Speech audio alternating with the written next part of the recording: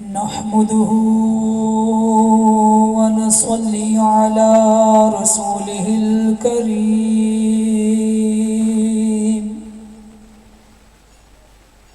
أما بعد فأعوذ بالله من الشيطان الرجيم بسم الله الرحمن الرحيم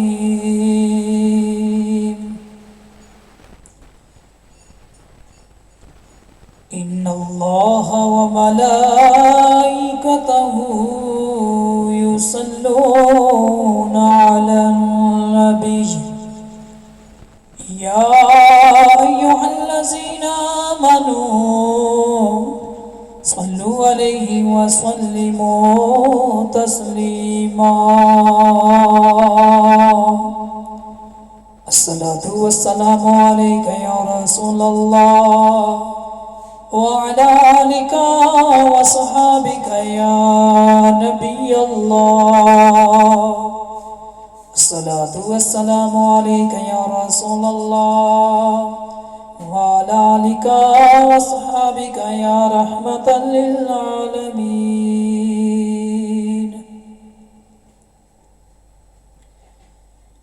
حمد و ثنا کے بعد قرآن مجید فرقان حمید کی ایک آیت سے شروع کیا ہے۔ دعا ہے خلق کائنات ہمیشہ حق سچ بیان کرن دی توفیق عطا فرمائے اور سن سنا کے عمل کرنے دی بھی توفیق عطا فرمائے۔ حضرت ذوالفقار آج کا میرا موضوع شہادت علی اصغر، یہ آج کا میرا موضوع ہے۔ دعا ہے خالق کائنات صحیح پڑھنے دی توفیق عطا فرمائے۔ حضرت ذوالفقار جس وقت حضرت امام حسین کے ساتھی وارو واری شہید ہو گئے، آخرکار امام علی مقام نے خود تیاری فرمائی تو سیدہ زینب سلام اللہ علیہا نے عرض کیا، بھائی جان، نانا جان کا ارشاد ہے کہ من لم یرحم صغیرنا ولم یوقر کبیرنا فلیس منا، جس نے چھوٹوں پر رحم نہ کیا اور بڑوں کی تعظیم نہ کی وہ ہم میں سے نہیں ہے۔ آپ ایک باپ ہونے کی حیثیت سے علی اصغر کے لیے پانی کا انتظام فرما دیجئے، وہ پیاس سے اڑیاں لگڑ رہے ہیں۔ فرمایا، ہمشیرہ میں پانی کا سوال کبھی نہیں کروں گا کیونکہ میں راضی بر رضائے الہی ہوں۔ ہاں، اس حدیث پر عمل کرتے ہوئے اصغر کو لے جاتا ہوں تاکہ تمام حجت ہو جائے، تمام حجت ہو جائے۔ کل میدان محشر میں یزیدی گروہ یہ نہ کہہ سکے کہ ہمیں معلوم ہی نہ تھا کہ کربلا کے میدان میں ایک معصوم بھی موجود تھا، ایک معصوم بھی موجود ہے۔ اور پھر ہو سکتا ہے کہ کسی کی قسمت میں قسمت یاوری کرے، میرے بچے کو دیکھ کر وہ جہنم کے گھوڑے سے نکل کر جنت کے باغوں میں آ جائے۔ میرے دوستوں، امام علی مقام نے شہزادہ علی اصغر کو اٹھایا اور یزیدیوں کے سامنے تشریف لے گئے اور فرمایا، اولاد والو، یہ دیکھو، یہ میرا علی اصغر ہے، یہ شہربانوں کی گود کی رونق ہے، یہ مسلم کی یتیم بچی کا سہارا ہے، یہ میری سکینہ کے پیار کا مرکز ہے۔ غور سے دیکھو، یہ علی کا علی ہے، چشمتان نبوت کی آخری کڑی ہے۔ ابھی آپ یہ فرما ہی رہے تھے کہ ایک لائن نے کہا، اچھا طریقہ ہے پانی مانگنے کا، فرمایا تم غلط سمجھتے ہو، تم غلط سمجھے ہو، پیاسے نہیں ہو ظالموں، فرمایا شان پیاسا نہیں ہوں ظالموں، فرمایا شان آیا ہوں ساتھ چشمائے کوثر لیے ہوئے۔ اگر تم یہ سمجھتے ہو کہ میں پانی لینے آیا ہوں تو لو میں نہر فرات کی طرف جا رہا ہوں، اگر کسی میں ہمت ہے تو مجھے روک کے دیکھے۔ نہر فرات کنارے پر 20,000 فوجیوں کا قبضہ تھا۔ علی کے لال نے ایک تیر پھینکا، تمام کے تمام بھاگ گئے۔ فرات پر حسین کا قبضہ ہو گیا۔ آپ نے چلو بھر کر شہزادہ اصغر کے مبارک لبوں پر لگانا چاہا تو قدرت کی آواز آئی، حسین یہ شہزادہ آب فرات نہ پیے گا بلکہ آب حیات پیے گا۔ ادھر یہ آواز آئی، ادھر ہرمل نے نشانہ رکھ کر تیر پھینکا جو امام حسین کا بازو چیرتا ہوا،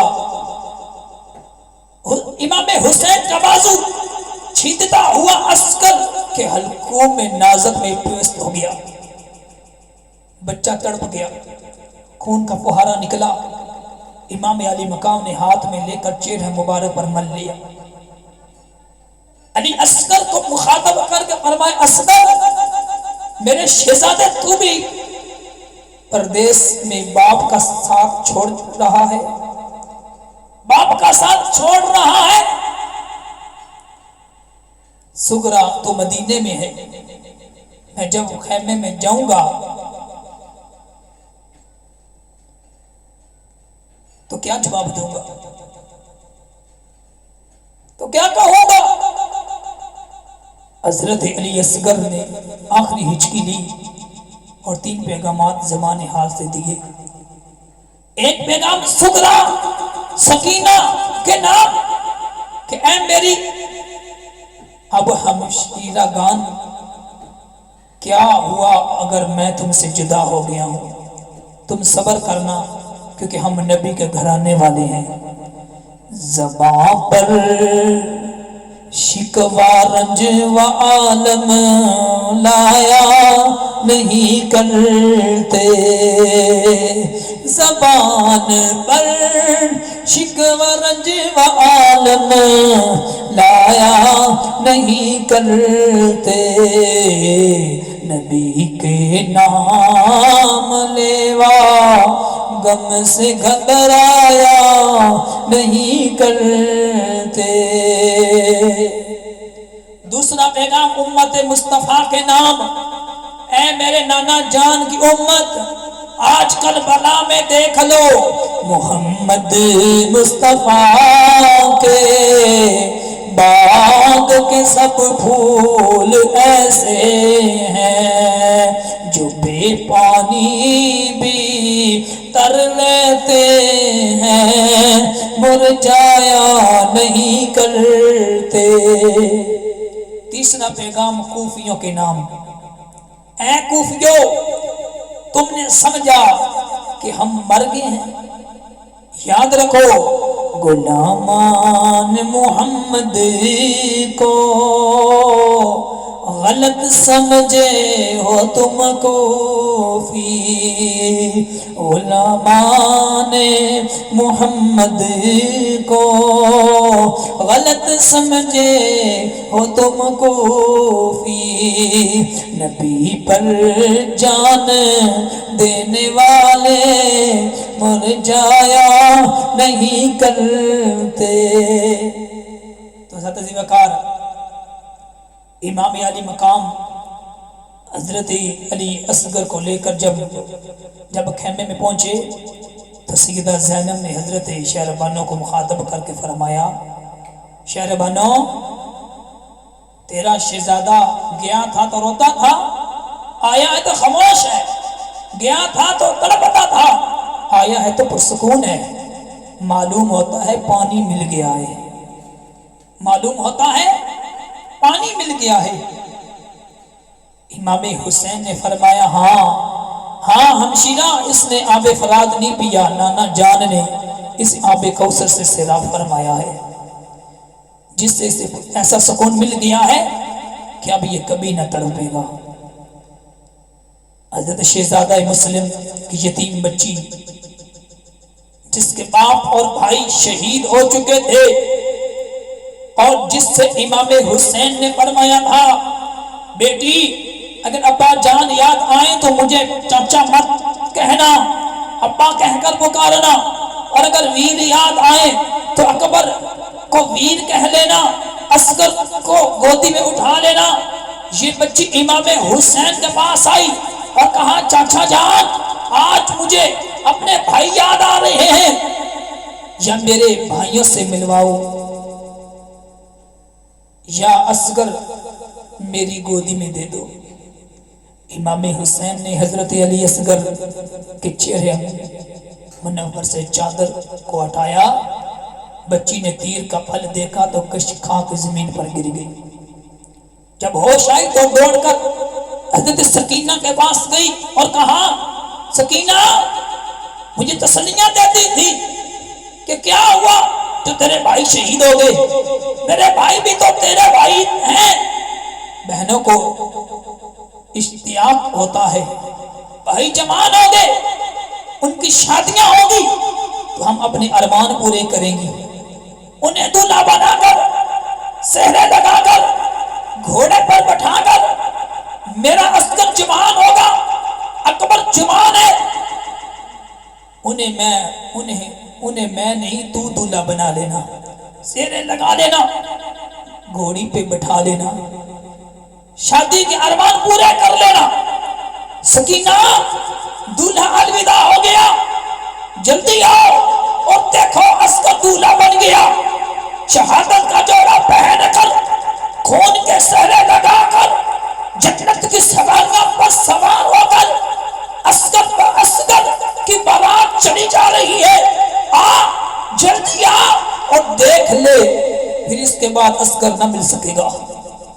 حضرت سکینہ آئیں تو بھائی کے گلے سے تیر نکالا، سر کے بالوں سے خون صاف کیا اور منہ مدینے کی جانب کر کے عرض کیا نانا میں گلہ یا شکوہ نہیں کرتی، ایک دعا کرتی ہوں، شالا مرن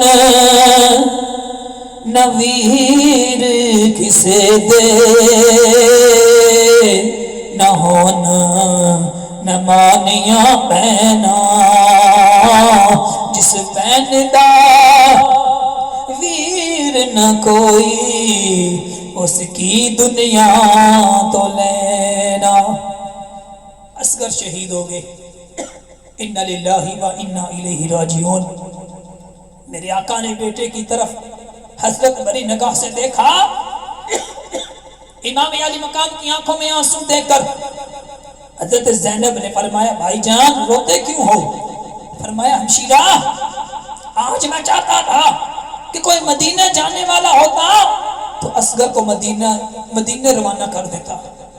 بھائی جان امام حسن کے سائے میں ان کے پلوں میں اصغر کی تربیت بن جاتی، مگر مدینہ جانے والا کوئی نہیں تھا، مدینہ جانے والا کوئی نہیں۔ پھر یہ خیال آیا کہ اپنے اس ننھے شہید کا جنازہ پڑھ لیتا، مگر مقتدی کوئی نہیں۔ کربلا